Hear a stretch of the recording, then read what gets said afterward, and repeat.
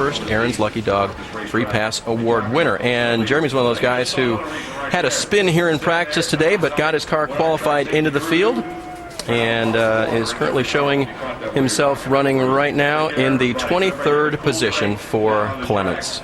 All right, we'll take another break while we're still cleaning up the track. This is Reed Sorensen's view as he headed down into turn 1 just a couple laps ago.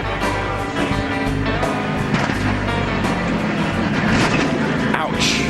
Never feels good, and Reed is out of the race. Corn, cars, and a crash involving Reed Sorensen to bring out our second caution of the day. Jim Noble has caught up with the driver. All right, Reed Sorensen is out of the infield care center. We're glad to hear you're okay. And when you blow a tire like that, I guess you're just along for the ride. Yeah, it's not a fun ride either. Yeah, we blew it right in front there and hit the wall pretty hard. Never raced here before, so I was looking forward to it. I don't even know what position we were in, but we had a pretty good car, passed a lot of cars. And Dollar General car wasn't too bad for not even getting to practice. I think the car had 4 laps of practice on it, but I think the reason we blew right in front was some type of brake cooling issue. Something was going on with our brakes pretty big there, so I don't know if the brake fans weren't working or what kind of issue we had, but I don't think we ran over anything. I think the bead got melted. In the last 5 laps there, I was trying not to use the brakes at all, and it was too late, I think. So just a first DNF for us. Hopefully we don't have any more, but just wish we got to take the Dollar General car a little bit further along, but it's part of it. Glad to see you're okay. Thanks. Reed Sorensen wanted to log a few more laps in his first trip to Iowa. Pit road is open, and all of the leaders will come down and take the opportunity to work on their race cars. Rick? Well, Kyle Busch has been complaining tonight about the car, saying it was loose at first and then tight. Now he brings it in. The plan is to take a rubber out, raise the track bar, put in 4 tires. He did say the car's identical to last year's. Beside him, Jason Leffler. In that car, what they do is taking a pound out of the right front, a track bar adjustment as well. Further down the lane, the Rookie of the Year candidate, Brian Scott. Well, in that car, all they're doing is an air pressure adjustment in the left rear. Overall, relatively happy with the car. Kyle Busch is gone. Jason Leffler's gone. Brian Scott will be gone in a moment. Shannon? Trevor Bain, your pole sitter, was just about to make a run on Kyle Busch. Slight air pressure and 4 tires for the 99. And here is your nationwide race off of pit road. Kyle Busch will retain that lead. Trevor Bain will keep the second position. And Brad Keselowski, the championship leader, picks up 2 spots. Drew Herring up 7, big time. Well, the first round of pit stops is done after about a 7-minute red flag for Reed Sorensen's wreck. We'll come back for green flag racing here at Iowa. 3, less than a half a lap away from the restart of this race. That'll be at lap 48. Kyle Busch has led the 46 laps coming up to this point. Trevor Bain has led 1. Bain is on the inside. Busch chooses the outside again. Right behind him, Brad Keselowski and Drew Herring on the outside in the 27 car. He only took 2 tires, and we're racing again in Iowa. As you can see, those 2 tires hurt him on that start. He could not get going as fast as the other cars. We're liable to see some guys get jammed up behind him here. Cleanly through 1 and 2. Herring maintains that outside position. And down the backstretch, he'll regain a little bit of that ground that he lost. Hanging tight. He's doing a great job if he can maintain the right rear of Brad Keselowski's, and he didn't. Keselowski gets the spot in 3rd right now, but Ricky is that was a bold move, gaining 7 positions on pit road. Now it's to maintain, right? Yeah, and with 2 tires, he's at a disadvantage, but he is really doing an amazing job for this team. Pressure on the leader. It's from Trevor Bain, looking down to the inside. Busch under attack.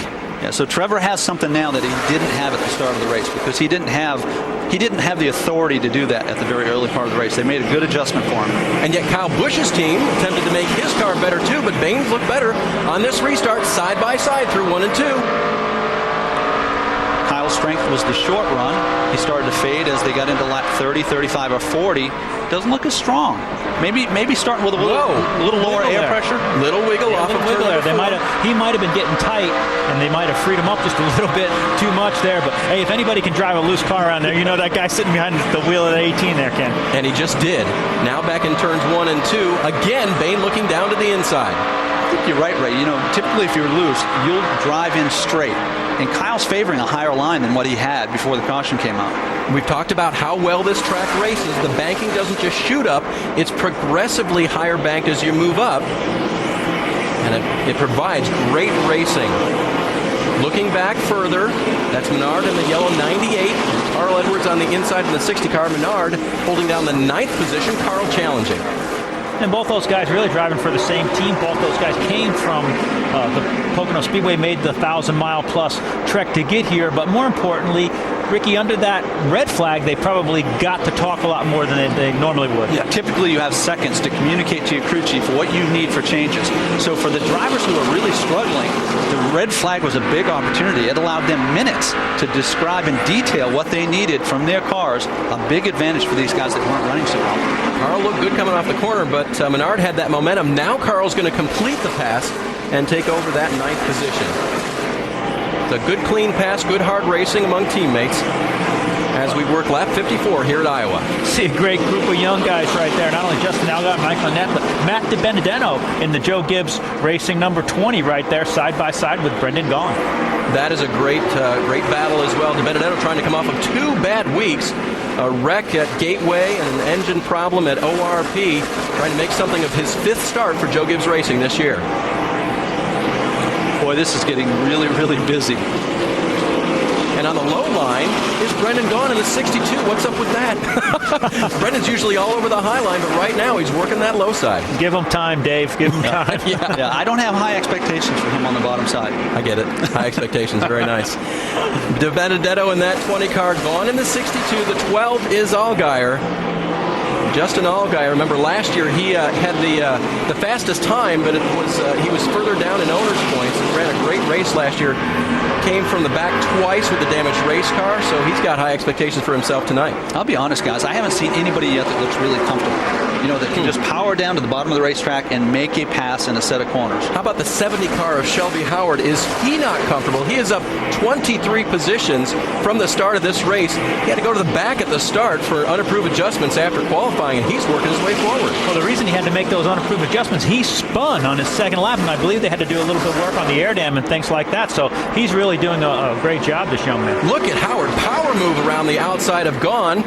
That's another position picked up by the 70. Wow, he got really loose in the middle. You see, he just gave away everything he had back, gained. didn't he? and that's the difference between just trying a little bit harder, going back to the gas maybe a car length sooner, and the tires wouldn't support it. The car wouldn't support it. Brendan Gaughan, Shelby Howard. Gaughan still holding down that 14th position. Howard trying to get it. It is really, really important to keep the momentum up with these cars. Is that why they run them so stiff on the right rear? Because it's so much less horsepower than the Cup car, and it's not about acceleration, it's about momentum here. It's about momentum. Keeping that RPM up like you described, Ray, and setting yourself into a rhythm. As a driver, you get into a rhythm, you know exactly, almost for feel, where to roll out of the gas, when to roll back into it. Shelby Howard is through for 14th. Now Gaughan is getting pressure from Mike Bliss in the 40 car. You know, it's really interesting. We got new names running amongst the middle pack here and mixing it up. And well, I think the short track does that, doesn't it? I mean, it really allows some guys who are short track aces to really present their product. That and the fact that we got 3 crews to choose from. And how many tracks can you go to? There goes Brendan to the top. Maybe not on purpose. A little too quick and all at once, right? It just feels better up here. Mike Bliss, by the way, in that 40 car, he was involved in that early lap 1 caution. Can't get any earlier than that.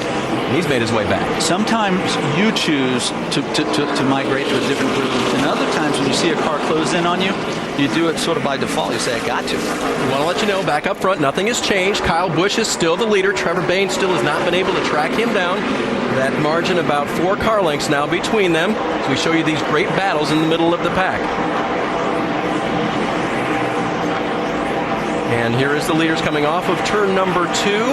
As we look back, we will pick up Kevin Harvick. He's running in the 5th position, Jim. Is going crazy on the radio right now to crew chief Ernie Cope. He said, this thing is sideways, he's loose, the tires are chattering all over the place. He wants Ernie Cope to completely go back on the adjustments they made on the last pit stop. They made a wedge adjustment, an air pressure adjustment, and Kevin has told everybody in no uncertain terms not to go in that direction again. Wow. He is getting really close on corner exit. I mean, you can't get a piece of paper between him and the right rear corner. And right in front of him, Drew Herring. We talked about him a little bit earlier. Look at this exit. Well, he's holding his spot with those 2 right side tires only, Ricky. He's doing a great job. I'd be distracted by Kevin Harvick in my rearview mirror, but he's doing a great job. Well, that ought to tell us something for later. It's going to come down to track position. You'll probably